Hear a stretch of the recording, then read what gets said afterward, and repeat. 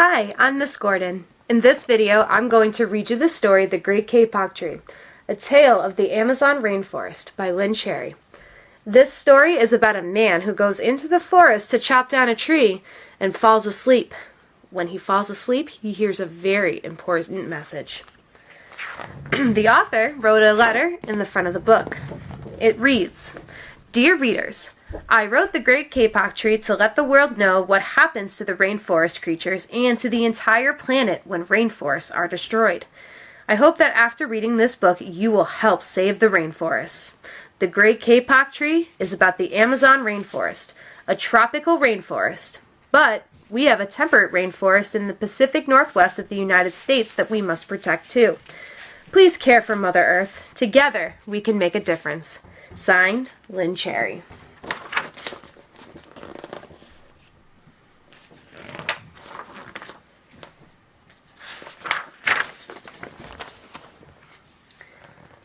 Two men walked into the rainforest. Moments before, the forest had been alive with the sounds of squawking birds and howling monkeys. Now all was quiet as the creatures watched the two men and wondered why they had come. The larger man stopped and pointed to the Great Kapok Tree. Then he left.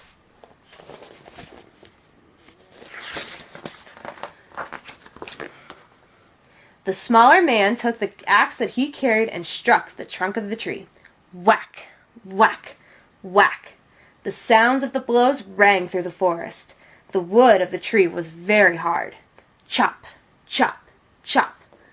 The man wiped off his sweat that ran down his face and neck. Whack, chop, whack, chop. Soon the man grew tired. He sat down to rest at the foot of the Great Kapok Tree. Before he knew it, the heat and the hum of the forest had lulled him to sleep.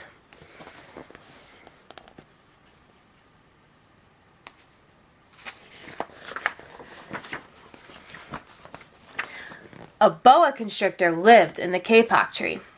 He slithered down its trunk to where the man was sleeping. He looked at the gash the axe had made in the tree. Then the huge snake slid very close to the man and hissed in his ear. "Señor, this tree is a tree of miracles. It is my home, where generations of my ancestors have lived. Do not chop it down."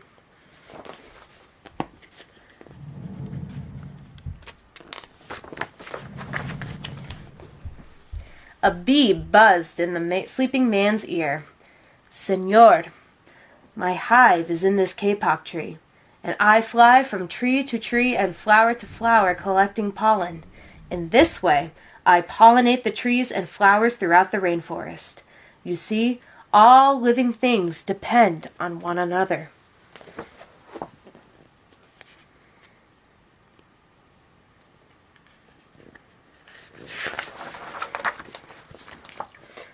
A troop of monkeys scampered down from the canopy of the kapok tree. They chattered to the sleeping man. "Señor, we have seen the ways of man. You chop down one tree, then come back for another and another. The roots of these great trees will wither and die, and there will be nothing left to hold the earth in place. When the heavy rains come, the soil will be washed away, and the forest will become a desert."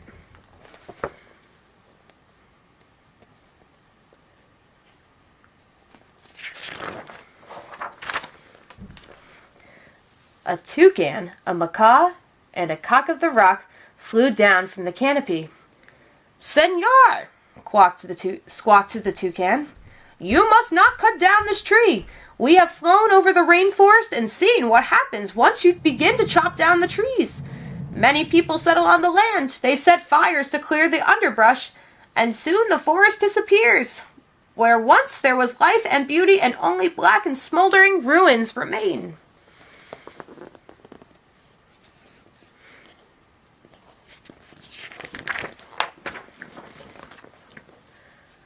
A bright and small tree frog crawled along the edge of a leaf. In a squeaky voice, he piped in the man's ear. "Señor, a ruined rainforest means ruined lives, many ruined lives. You will leave many of us homeless if you chop down this great kapok tree."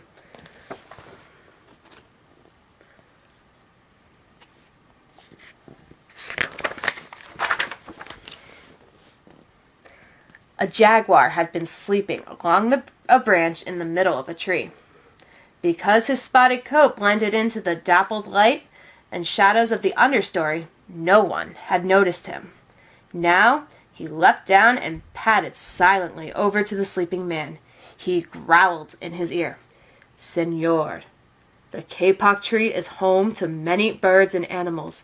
If you cut it down, where will I find my dinner?"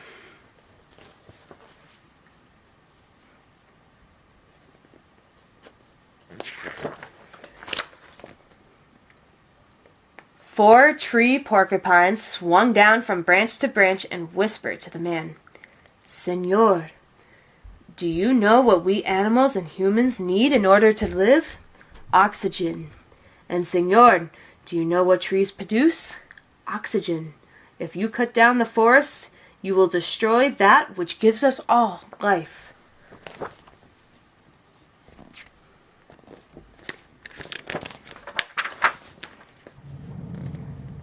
Several anteaters climbed down the kapok tree with their young clinging to their backs. The unstriped anteater said to the sleeping man, "Señor, you are chopping down this tree with no thought for the future, and surely you know that what happens tomorrow depends on what you do today. The big man tells you to chop down a beautiful tree. He does not think of his own children, who tomorrow must live in a world without trees."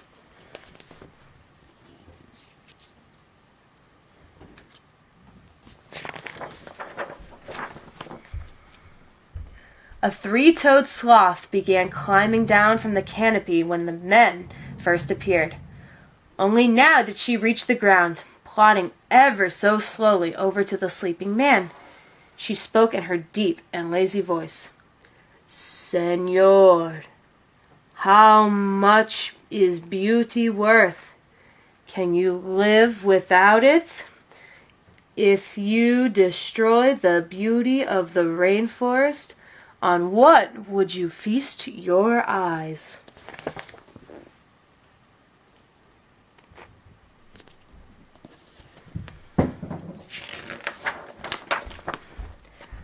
A child from the Yanomamo tribe who lived in the rainforest knelt over the sleeping man. He murmured in his ear, "Señor, when you awake, please look upon us all with new eyes."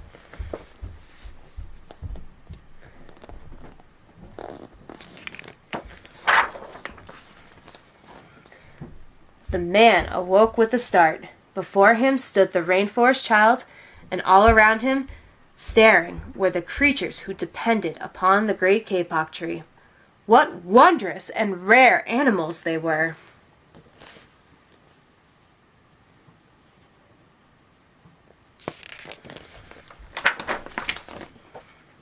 The man looked about and saw the sun streaming through the canopy. Spots of bright light glowed like jewels amidst the dark green forest. Strange and beautiful plants seemed to dangle in the air, suspended from the great kapok tree. The man smelled the fragrant perfume of their flowers. He felt the steamy mist rising from the forest floor, but he heard no sound, for the creatures were strangely silent.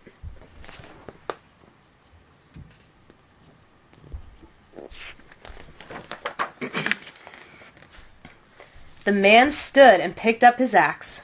He swung back his arm as though to strike the tree. Suddenly, he stopped. He turned and looked at the animals and the child.